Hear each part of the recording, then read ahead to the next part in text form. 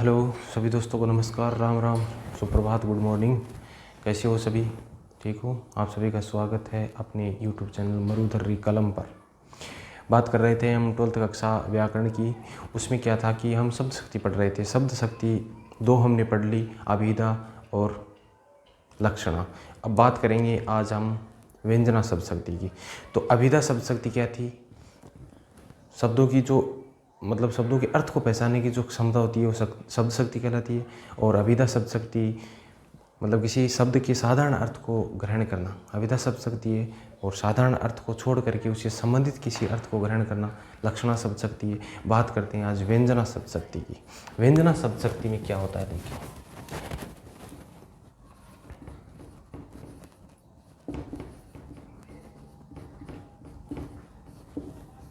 शब्द शक्ति में 3 नंबर की जो शब्द शक्ति है, व्यंजना शब्द शक्ति। व्यंजना शब्द शक्ति क्या होती है? व्यंजना शब्द शक्ति में जो शब्द होता है उसके न तो साधारण अर्थ को ग्रहण किया जाता है और न ही उससे संबंधित किसी अर्थ को ग्रहण किया जाता है। उससे कोई विशेष अर्थ का ही बोध होता है। वो इसकी डेफिनेशन हो जाएगी, परिभाषा ये। तो परिभाषा हम लिख सकते हैं कि शब्द के साधारण तथा उससे संबंधित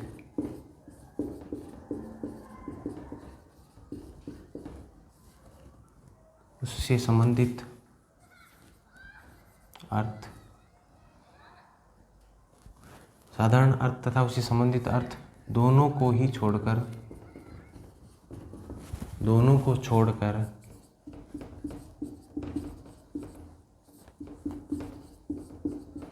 किसी विशेष अर्थ का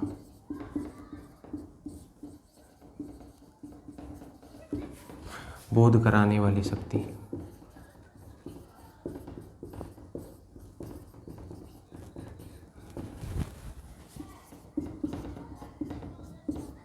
बोध करवाने वाली शक्ति क्या होगी? व्यंजना शब्द शक्ति। अब बात करें हम, अब इससे जो प्रकट अर्थ होगा,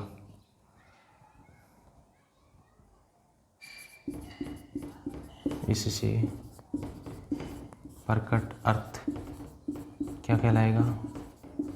व्यंग्यार्थ कहलाएगा। अभिधा से प्रकट अर्थ था, क्या कहलाता था? मुख्यार्थ या वाच्यार्थ। लक्षणा से प्रकट अर्थ लक्ष्यार्थ। और इस व्यंजना से जो प्रकट अर्थ है वो क्या कहलाएगा? व्यंग्यार्थ। जैसे दो सहपाठी पढ़ रहे हैं और उनमें से एक सहपाठी ने कहा कि भाई 10 बज गए हैं। अब देखो 10 बज गए हैं, सिंपल वाक्य है, लेकिन वो उसी समय 10 बज गए हैं ऐसा क्यों कह रहा है? उसका विशेष अर्थ हमें ग्रहण करना है। विशेष अर्थ उसका क्या होगा? इस वाक्य का आशय क्या होगा कि हमें सो जाना चाहिए। तो लिख सकते हैं उदाहरण के रूप में, पढ़ता हुआ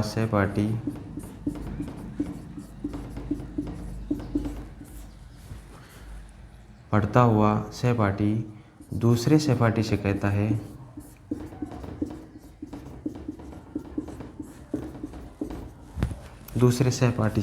है भाई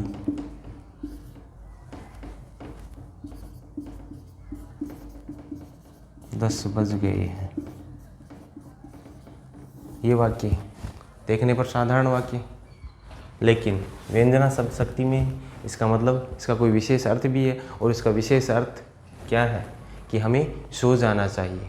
ये इसका विशेष अर्थ है। दूसरा उदाहरण देखते हैं। चलो, माँ अपने बच्चे को आवाज़ लगाती है कि अंधेरा हो गया है।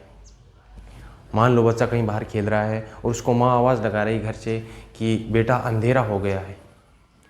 तो उसका अर्थ ऐसे नहीं कह रही कि घर आ जा, इतना ही कह रही है अंधेरा हो गया है। तो बच्चा समझ जाएगा कि हमें घर आने के लिए कहा जा रहा है। तो इससे विशेष अर्थ को प्रकट किया जाता है। माँ बच्चे से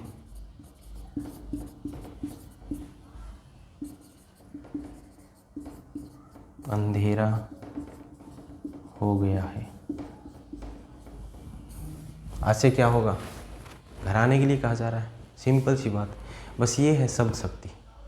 हमें और थ्योरीज की कुछ नहीं पढ़नी है, केवल इतना ही पढ़ना है शब्द शक्ति कितनी प्रकार की होती है। 3 प्रकार की होती है। शब्द शक्ति कहते किसे हैं, शब्द के अर्थ को पहचानने की जो क्षमता होती है उसी शब्द शक्ति कहते हैं। शब्द शक्ति 3 प्रकार की होती है, अभिधा, लक्षण और व्यंजना। अभिधा शब्द शक्ति मतलब शब्द की वह क्षमता जो शब्द की साधारण अर्थ का बोध करवाती हो। जो लक्षण शब्द शक्ति है, शब्द की वह क्षमता जो उससे संबंधित किसी अन्य अर्थ को प्रकट करवाती है। और व्यंजना शब्द शक्ति साधारण और उससे संबंधित दोनों अर्थों को छोड़ करके और कोई विशेष अर्थ प्रकट करवाती है। मतलब वाच्यार्थ और मुख्यार्थ को छोड़ करके किसी विशेष अर्थ का बोध करवाए जाने वाली जो शक्ति है वो व्यंजना शब्द शक्ति होगी। तो ये जो शब्द शक्ति टॉपिक था 12th क्लास का दूसरा टॉपिक, ये पूरा होता है। आगे नेक्स्ट वीडियो में मैं बताऊंगा आपको इसके उदाहरण कुछ, और वो उदाहरण आपको देखने हैं कि उस उदाहरणों के हिसाब से हम कैसे उसमें शब्द शक्ति पहचान सकते हैं। बस परीक्षा में वो ही आएगा जो वाक्य लिखा हुआ आ जाएगा, पूछा जाएगा कि इसमें कौन सी शब्द शक्ति है, या ये पूछ लिया जाएगा कि किसी शब्द शक्ति की परिभाषा बताइए। किसी भी शब्द शक्ति जैसे अभिधा एवं लक्षणा शब्द शक्ति में अंतर बताइए, व्यंजना शब्द शक्ति की उदाहरण सहित परिभाषा बताइए। बस व्याकरण में इतना ही पूछा जाना है।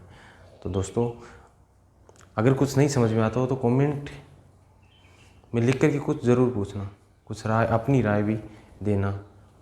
आपको ज़रूर कहीं समझ में आएगा, ऐसी कोई बात नहीं है। एकदम सरल तरीके से हम पढ़ते हुए जा रहे हैं और आगे ऐसे टॉपिक मतलब नॉर्मल रूप से सरल तरीके से एकदम आसानी से पढ़ते जाएंगे, सब कुछ समझ में आ जाएगा। परीक्षा की दृष्टि से आपको ये सीरियस लेना है। परीक्षा में टाइम अब आपका बहुत कम बचा है, इसलिए निरंतर तैयारी करते रहना है। धन्यवाद सभी को।